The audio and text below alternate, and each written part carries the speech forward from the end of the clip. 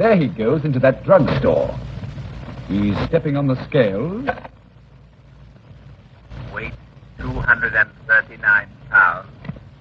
Fortune, danger.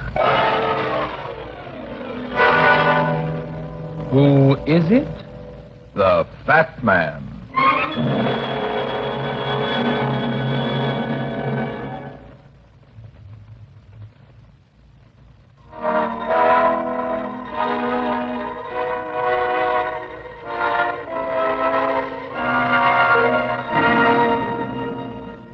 And now, here's the Fat Man in Murder for Sale.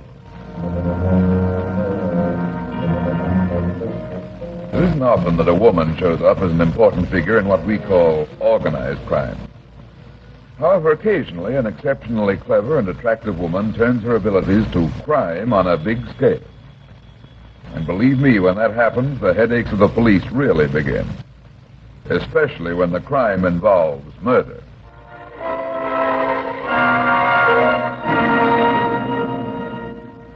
The printing on the frosted glass door said Oliver Winkler Enterprise Incorporated. The card in my hand said Oliver Winkler, appointment 11 a.m. I reached the doorknob and then stopped suddenly. A tall, thin shadow had crossed the door somewhere inside, and an excited voice was speaking. I don't care what you say, Winkler. You've got to be careful. Do you... I couldn't hear the voice that had interrupted me. It finished whatever it had to say, and the first one continued. All right, have it your way, but remember, I warned you. Don't ever say I didn't. And don't forget this either. It's going to be your funeral. The thin shadow suddenly filled the frosted glass, and the door opened. Sorry. Who are you? What's the idea of hanging around here listening at keyholes? Take your hands off me, son. I said, what's the idea? Nobody's listening at the keyhole. I have an appointment with Mr. Winkler. I think you were leaving, so on your way. I walked into the office. There was a desk in the far corner of the office. A coat rack stood nearby. A small derby, an undersized fur-collared overcoat, and a cane hung on it. In front of the desk stood a short, round little man. He was fat all over, soft fat like a butterball, and he had the whitest skin I've ever seen. Everything smiled but his little pig eyes. And the voice, when it came, was the purr of a cat. I presume you are Mr. Runyon. Uh-huh. I'm Runyon. Please be seated, Mr. Runyon. I am Oliver Winkler.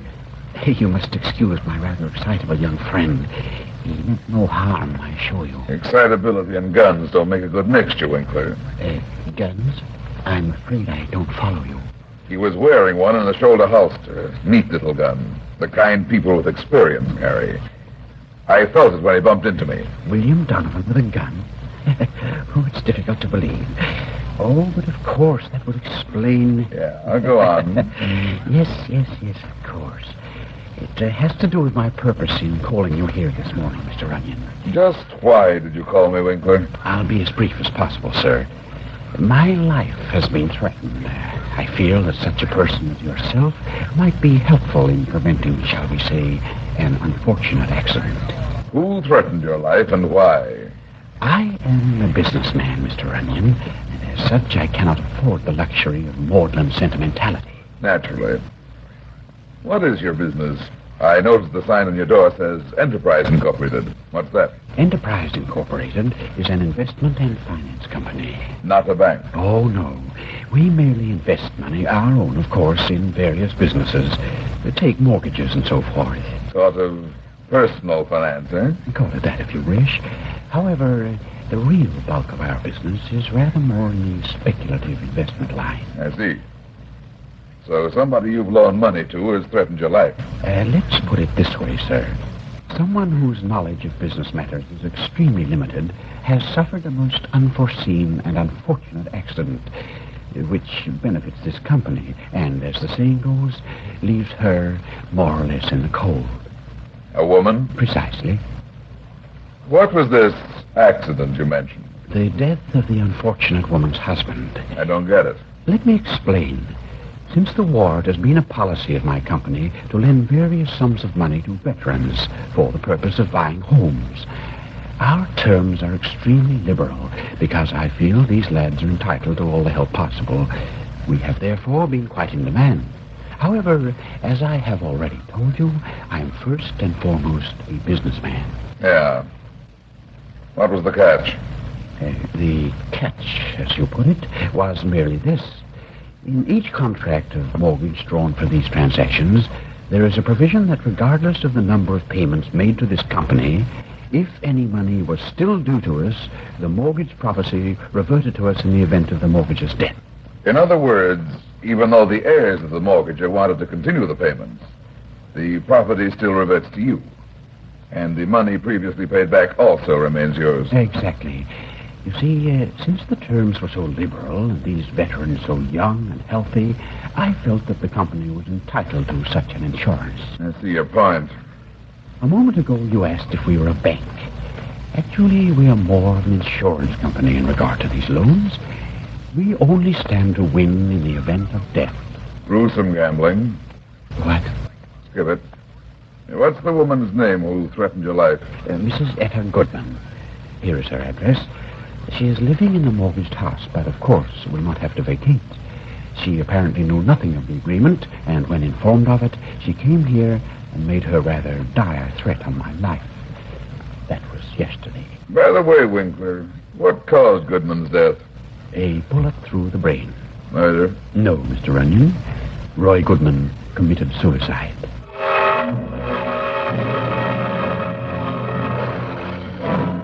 I'm looking for Mrs. Etta Goodman. I'm Etta Goodman. What do you want? Let's go inside where we can talk. But I'm just going out. I'm in a hurry. This won't take long. Let's go in. Who are you? Why have you come here? Give you some good advice. I don't understand. If you're from that company, if it's about the house... Sit down, Mrs. Goodman. I didn't come to see you about the house. Why did you come then? I understand your husband committed suicide recently. Suicide. Yes, that's what they said, the police, the doctors, but it wasn't suicide. It wasn't, I tell you. Roy was murdered. Is that why you threatened Oliver Winkler's life? I threatened? What are you talking about? Who are you? Why are you asking these questions? My name is Runyon. I'm a detective. The police? No, I'm a private investigator. A minute ago, I said I came here to give you some advice. Murder is a serious business, Mrs. Goodman. Forget it. Forget that they murdered my husband. Never. Not your husband. Winkler. Winkler? But I don't understand. Didn't you go to see Winkler yesterday and threaten him? Why, yes, I went to see him. But I don't remember exactly what I said. I was upset and angry. You know how people say things they don't mean when they're angry. And I know my husband didn't commit suicide. I don't care what they say. And that man Winkler is trying to steal my house. He's not stealing it, Mrs. Goodman. It's all perfectly legal and binding according to the mortgage. But it's not fair. You've got a point there, but your husband signed the mortgage. Didn't he ever tell you the terms of it? No, I don't think he knew. Maybe he didn't read it carefully, or if he did, he didn't understand. Tell me about your husband's death, Mrs. Goodman. It was just 2 weeks ago. His body was found in the woods not far from here. He'd been shot through the head. There was a pistol in his hand. They said it was suicide. But I know Roy wouldn't kill himself. What makes you so sure of that? There was no reason for him to kill himself. No, I tell you it was murder. The police wouldn't listen to me, but I'm sure that man Winkler is behind it. I went to him and begged him to give me time to pay, but he wouldn't even listen. He said our house belonged to him now. I even went to the woman who sold us the house to see if she could help. But she could do nothing. Who was the woman you bought the house from? She's a Mrs. Isabelle Sutton. She said it was none of her business. That she'd sold the house to us and had nothing to do with the mortgage. Does she know this fellow Winkler? Why, I don't know. I don't think so. Why? Nothing. I just wondered. Isn't there anything I can do? I mean about the house. I'm afraid not. But you're a detective. Couldn't you help me? Couldn't you find out if Roy's been murdered? If the police think it was suicide, it probably was. Besides, my only interest is in protecting my client's life. Since you say there was nothing to your threat, I'll be running along. Oh, but please, you... Something's fallen down behind the cushion of this sofa. No, please, it's nothing. Nothing? Since when has a gun nothing, Mrs. Goodman? A gun? But I don't understand. Here, let me see. What's it doing here? Why, that's the gun that Roy was killed with.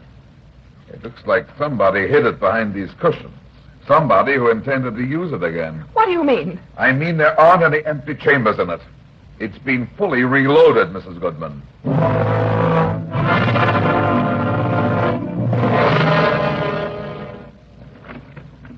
How do you do, Mrs. Sutton?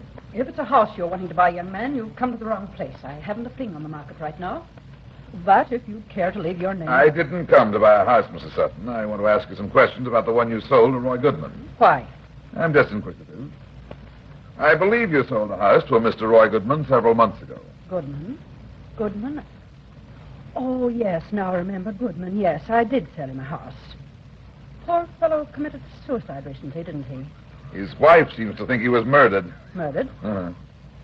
She thinks so because a man named Winkler stood to get Goodman's house, the one you sold him, in case of his death.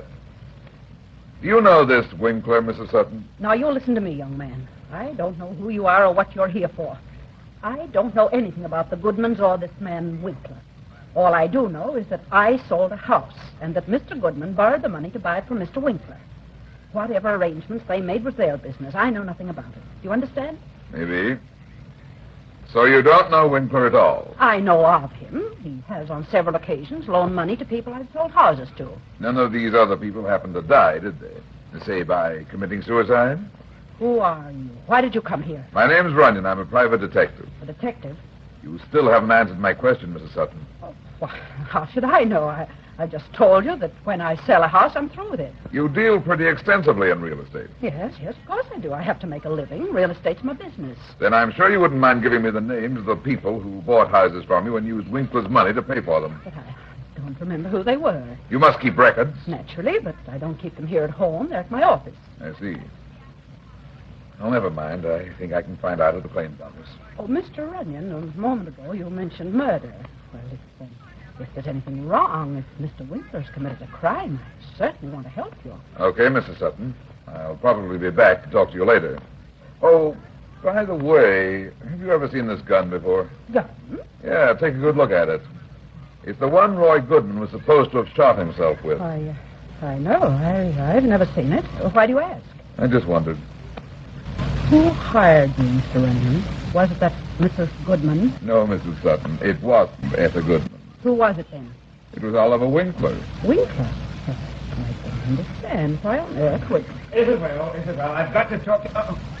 Bill, you know better than to interrupt when I'm busy. Hello. Remember me, Donovan? What are you doing here? Showing Mrs. Sutton a gun. And finding out a lot more than I bargained for.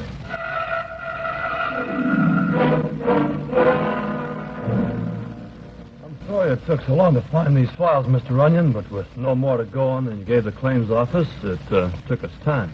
That's okay. Did you get the rest of the information, too? Yes, one of our secretaries traced the history of each purchaser since they bought the house. Good. What did you find? Well, our records show 5 sales in which property owned by Mrs. Isabelle Sutton was sold and paid for by money borrowed from Winkler's company. Is Roy Goodman included in that list? Let's see. Yes. You know, this is really very strange, Mr. Runyon. What? All 5 of the men who purchased property from Mrs. Sutton and who gave mortgages to Mr. Winkler have since died.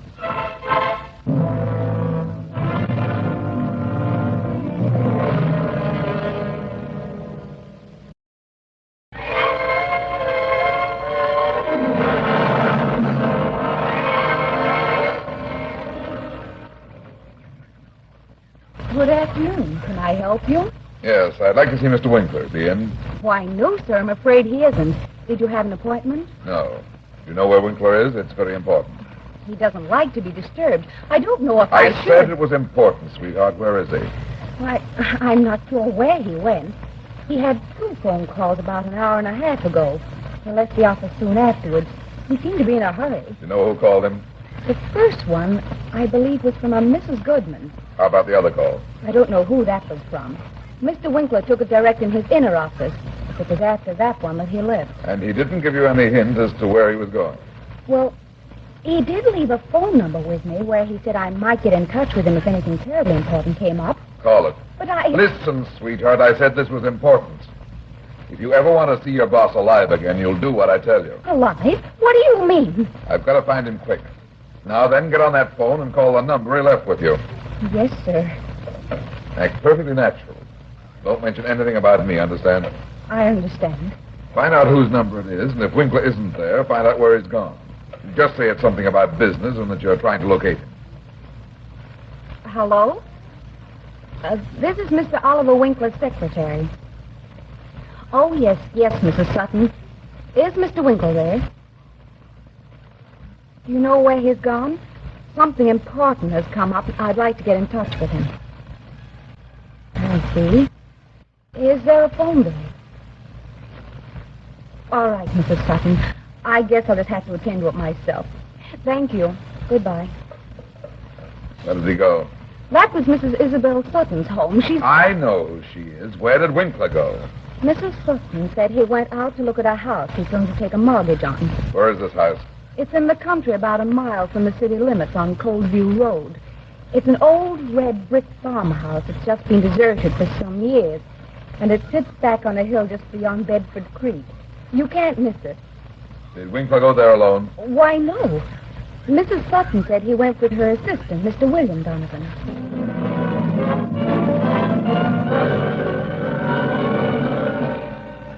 It was already dark when I left Winkler's office, and the rush hour traffic was just getting underway. Even so, I made fairly good time and cleared the city limits 35 minutes later. I swung my car off the main road and bumped along through a dark natural tunnel formed by tall, overhanging trees. 5 minutes later, the glare of my headlights picked out a small wooden bridge 100 yards ahead. That would be Bedford Creek. According to Winkler's secretary, the farmhouse lay just beyond the creek. I slowed down, rattled across the rickety bridge, and pulled off the side of the road into a clump of trees. I walked slowly up the drive. The house came into view. It looked empty, dismal, and dark. On the porch, I stopped for a second and listened. There was no sound. I tried the front door and found it unlocked. Taking my time, I eased inside, snapped on the flashlight, and played it slowly around. I was in a musty, dust-covered hall. Cobwebs hung from the ceiling, and a well-worn staircase leaned drunkenly against the second floor. An open door stood on my left. It led into what was evidently the living room. I walked to the door and threw the light quickly into the room. There wasn't any furniture inside. There wasn't even a fireplace. But there was a man lying in the middle of the floor. He lay on his back with his eyes wide open. And he wasn't the man I expected to find. He was Mr. William Donovan. My light swung quickly round to the far corner of the room. The figure of a woman crouched there in the glare. Her eyes were filled with terror, and she held a gun in her hand. She wasn't pointing the gun at me. It hung limply in her hand as if she'd forgotten it. Drop the gun, Mrs. Goodman. Mr. Runyon? Yeah, get up. So, you found another gun. No. No, that isn't my gun. Where's Winkler? Did you get him, too? I didn't kill that man on the floor. I've never even seen him before. You expect me to believe that when I find you here with a gun in your hand? One shot's been fired out of this pistol, and not long ago. But I didn't do it, I tell you. He was there on the floor when I got here. Why did you come to this house? He telephoned me to meet him here at 6:30. I didn't want to come out here in the country. I was afraid. But he insisted. Who? Mr. Winkler, of course. He said if I'd come, he might be able to arrange for me to keep my home. You'll have to do better than that. I happen to know that Winkler came here with this dead man, Donovan. You followed them, didn't you? Then you shot this guy, and Winkler got away before he could finish him. Isn't that what happened? No, I didn't. Honestly, I didn't. Mr. Winkler wasn't here. I haven't seen him since yesterday when I was in his office. Go on. And it better be good, sweetheart. Because you're sitting about 3 feet from the electric chair right now. No, please. You've got to believe me, Mr. Runyon. Late this afternoon, he phoned me and told me to meet him here. I decided to come when he told me it might mean he's arranging for me to keep my home. How did you get out here? In my car. It's parked around behind the house. When did you get here? About 15 minutes ago. The house was dark like it is now. I had a flashlight in my car, so I parked and came around to the front. There was no sign of Mr. Winkler.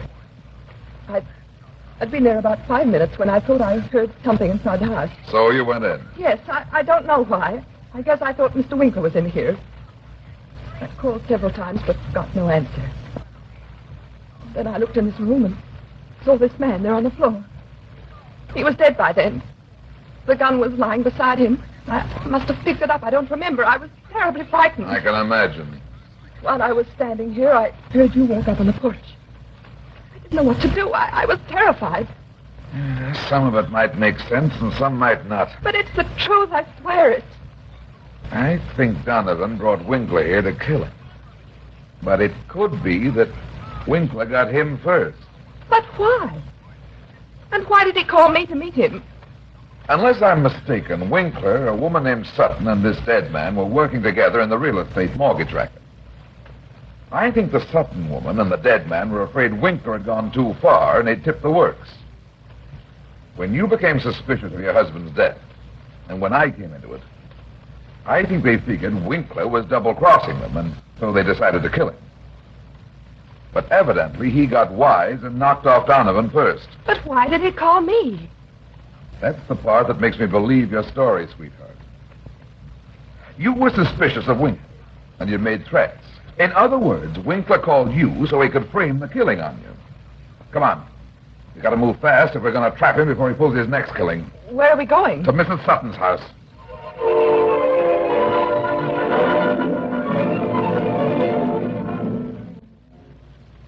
Remember, Mrs. Goodman, let me do the talking.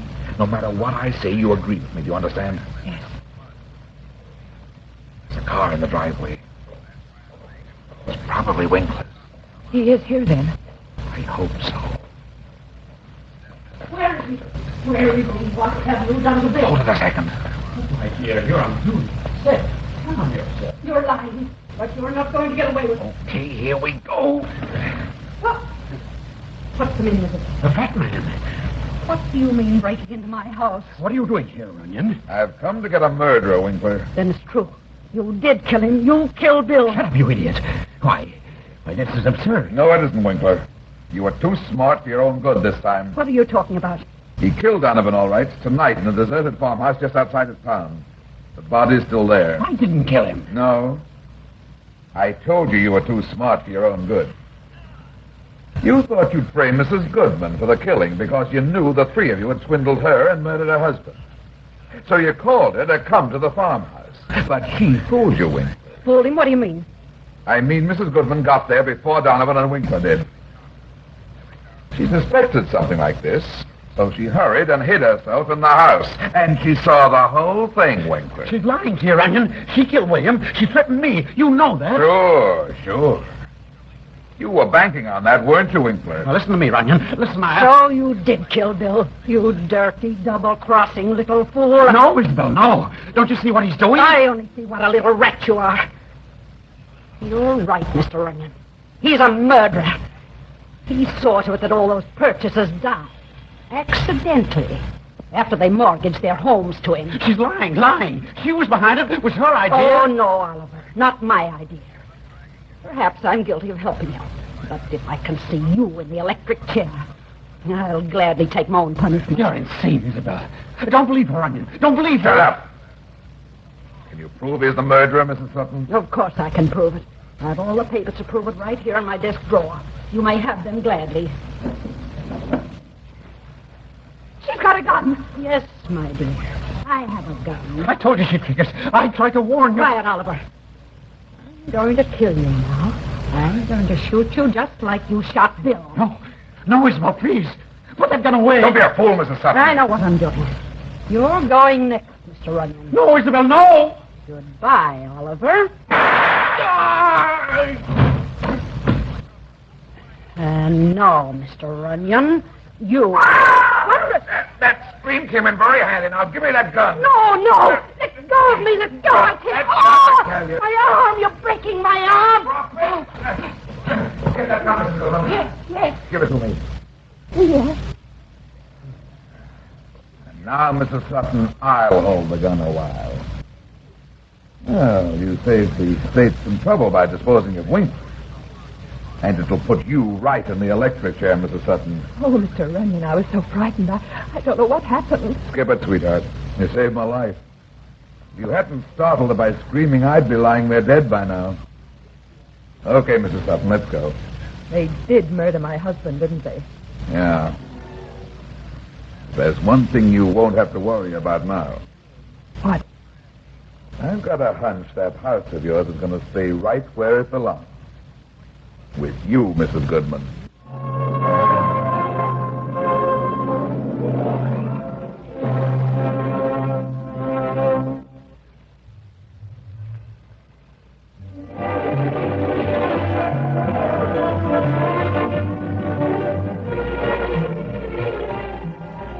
Well, that's that. It seems I spend my life in getting into trouble and getting out of it. But at the same time, I generally manage to get some other people in and out of trouble, too. Be seeing you again. So long.